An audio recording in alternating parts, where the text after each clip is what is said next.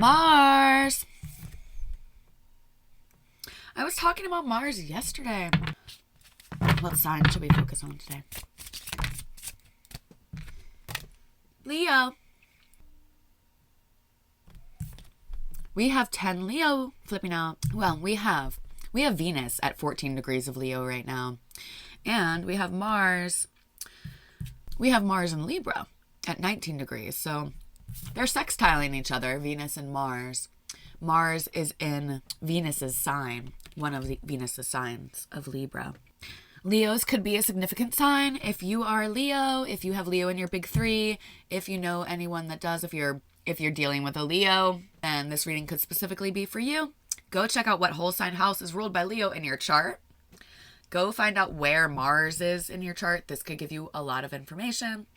I was talking about Mars yesterday and the importance of expelling the Mars energy, especially when you have an afflicted Mars. I do see Scorpio here on the bottom of the deck as well, which is a Mars-ruled sign. Okay. Anyway, we will see about that. Let's get into the cards a little bit more. What deck do I want to use today?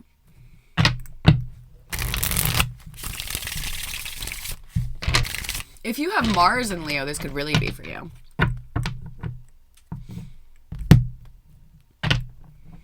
We do have a lunar eclipse on our hands tomorrow. Wearing my lunar eclipse shirt. It's powerful. It's pretty close to the nodes. This is going to be a powerful eclipse. Full moon, lunar eclipse. What are we going to let go of? Eclipses are basically supercharged full moons and new moons. Okay? Really important times, really powerful times for letting go with the lunar eclipse. Really powerful times of setting intentions with the solar eclipses, which we will have one at the end of the month. Okay, so check out which whole sign houses are ruled by Virgo and Pisces in your chart. This full moon, the lunar eclipse, is going to be in Pisces, the opposite sign of Virgo, which means the sun is in Virgo. So this can give you some better understanding of knowing what house it's in will give you a better understanding of what this is going to. Maybe I'll do some horoscopes for my patrons. I really need to do that. I really need to give you guys some love. I keep getting the Page of Pentacles. This is the third time that I've seen him while shuffling. So I think I'm going to keep him. Page of Pentacles. He just keeps kind of like sliding out. What are you going to do with your body? What are you going to do with your day? It's the ultimate message of the Page of Pentacles. We have a life. We have a body. Also, someone's considering a stable offer, considering offering a stable offer or accepting one. See how he's looking off into the distance? I love this deck. What's this offer about? I think for everyone, it's just about making the most out of our day, making the most out of our bodies. It's a new beginning in the way that we see life. Could be a new beginning in health. Could be a new job. Could be a new living situation. Could be a new relationship. Something that could lead possibly to the 10 of Pentacles that the page here is considering. It could be a younger earth sign.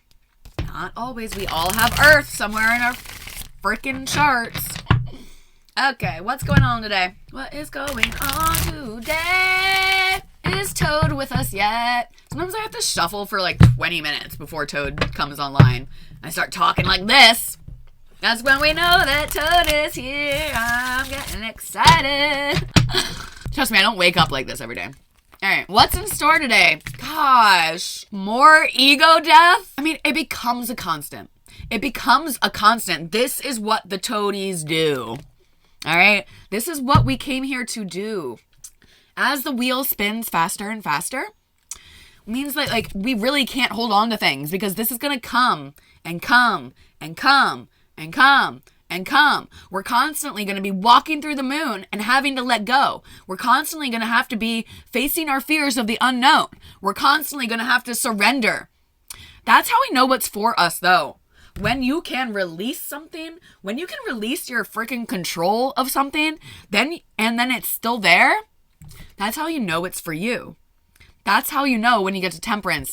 If you fully surrendered something and then you find it again, if God says, no, you can't let go of this thing, this purpose, this person, this place, that's when you know it's for you. But surrender is necessary. Let's find out a little bit more. Hi guys, if you don't know me, my name is Toad, and I'm here with your daily transmission from the Toad realm.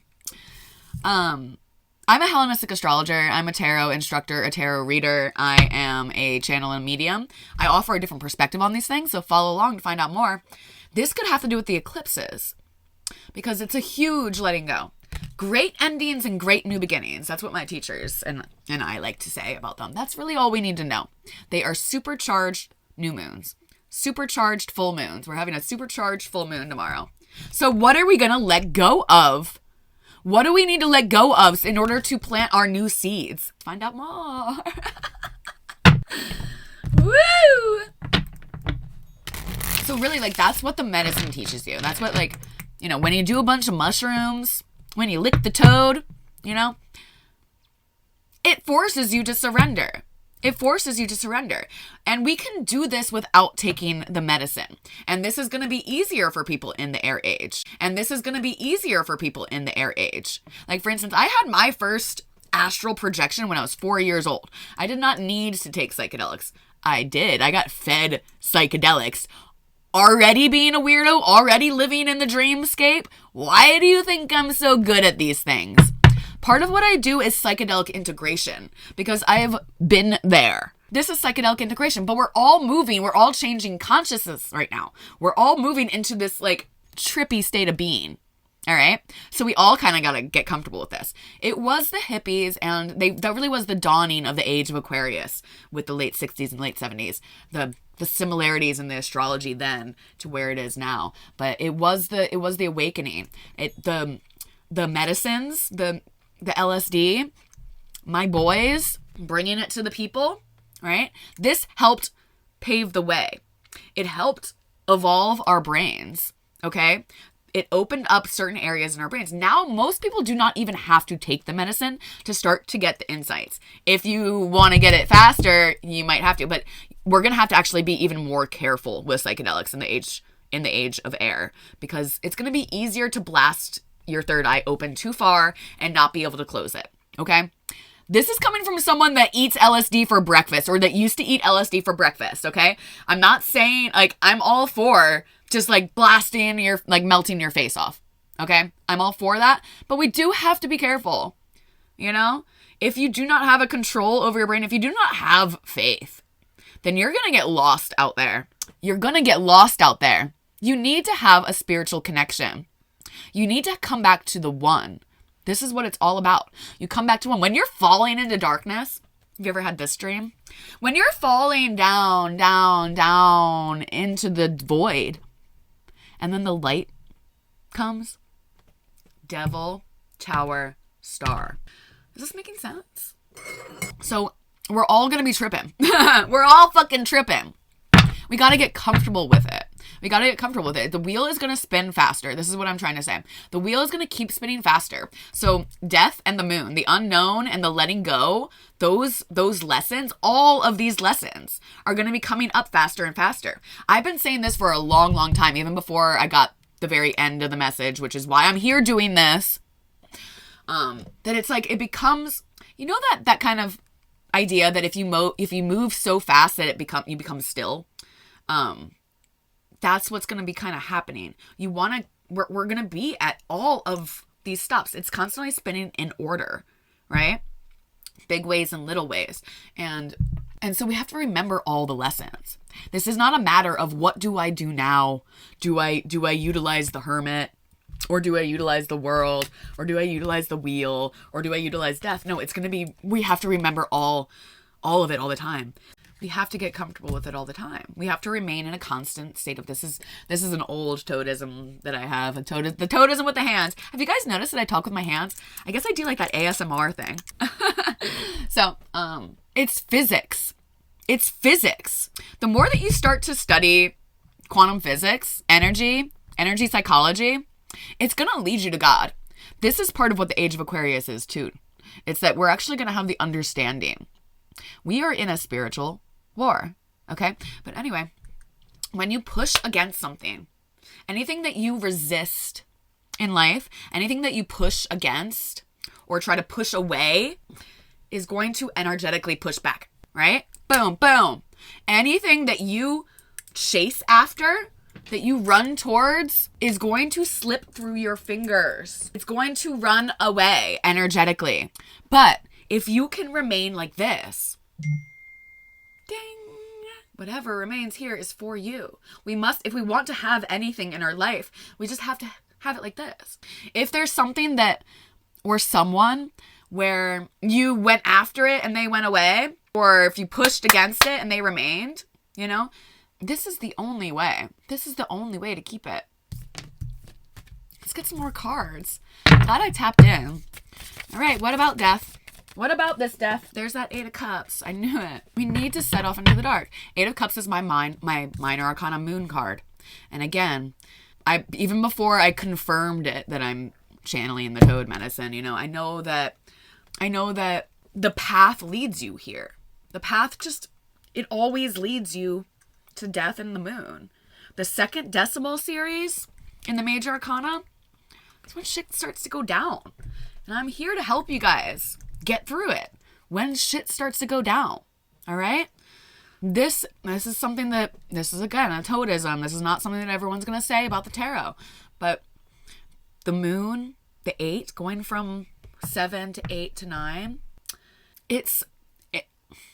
so 8 and 3 are similar.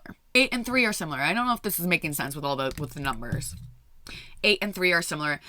8 is kind of like the higher octave of 3, just like 13 is the higher octave of 3. Oh God, I'm not making any sense. This is when death generally, and a lot of times we're going through like the death and the moon card at the same time, and especially as the wheel spins faster and faster, it's not like we're just at one stop, right? But death technically is when something is forcefully taken away or out of our control, taken away, and we have to find peace with that.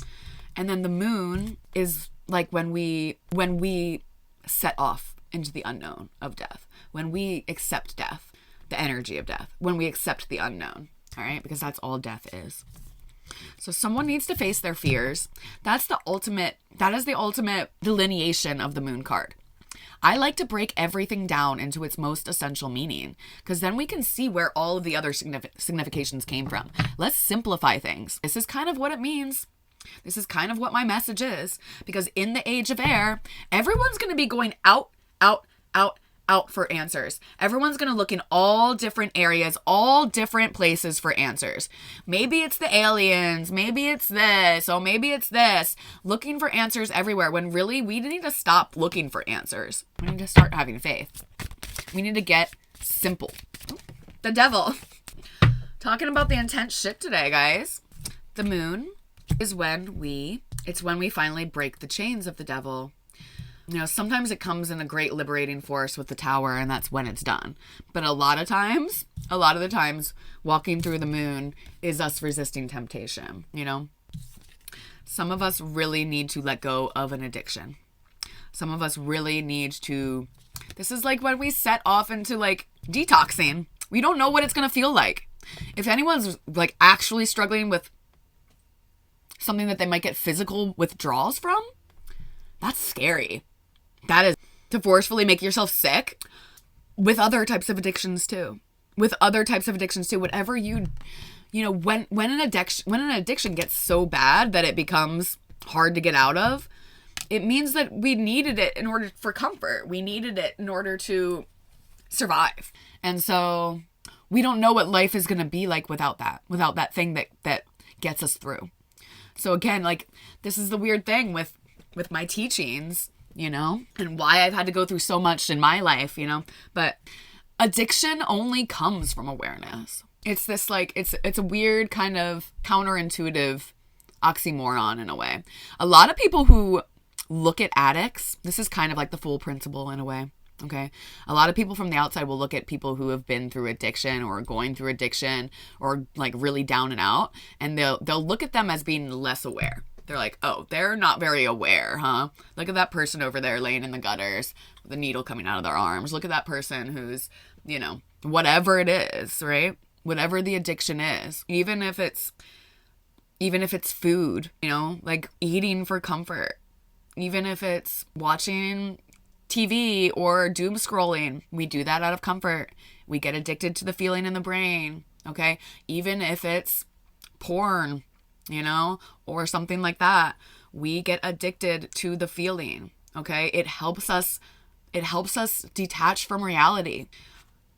It makes us feel better about being alive, because when we're just, it's hard. Awareness is fucking hard. To not go to the devil, when you start to see everything, that's part of the awakening. It's part of the awakening. The only reason for us to want to cover it up so much is because we see it. High Priestess. Getting major arcana today. Chariot reversed.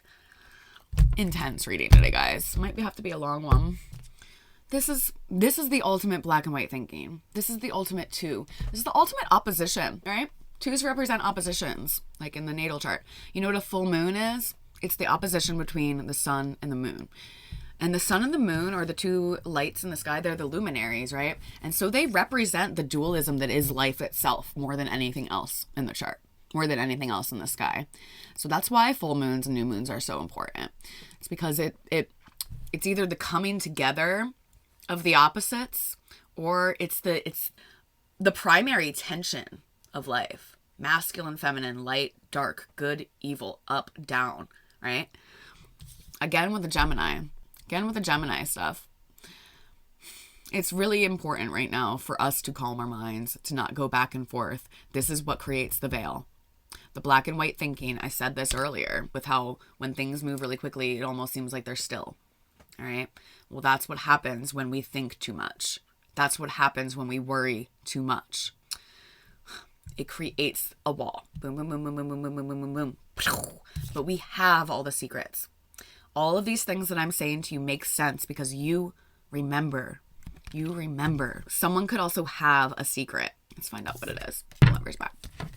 Please clarify la papessa. Grazie. Grazie, grazie, grazie. I see the Emperor. This is not a very good clarification. I have the Knight of Pentacles reversed. Please clarify the Devil. The Chariot. So many major arcana, guys. What is going on? Now, again, I was just talking about the black and white thinking, okay? It's why Rider-Waite and Smith decided to put black and white sphinxes or black and white horses on the Chariot, because it represents the black and white thinking that we could do that will keep us stuck, at the crossroads of the Lovers without moving forward. Or we choose a path and we start to go on it, but then we start to spin around and we come back to the drawing board again. We need to just move forward. Maybe I'm talking to the Emperors here. Maybe we need to have some control. Maybe we need to have some boundaries. Please clarify. We need to have faith. We need to move forward in faith. 7 to 17. The Tower. Oh my God. What is happening today, guys?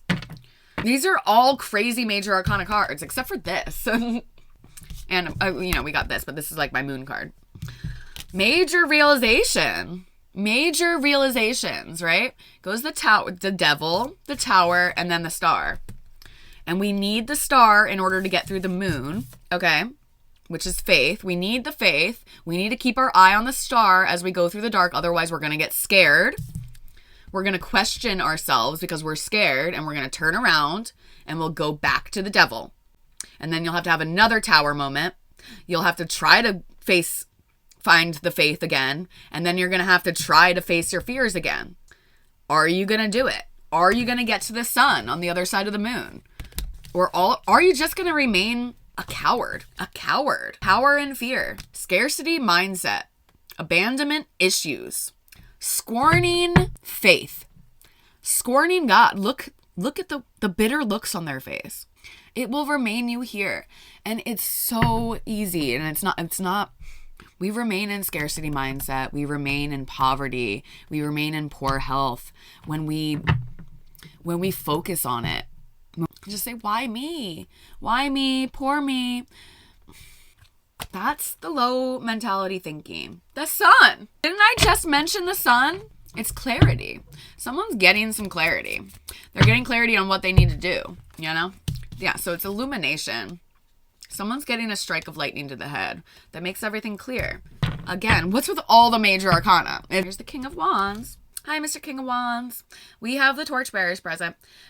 We're traveling through the dark. We're doing the work so that we can become the ultimate leaders.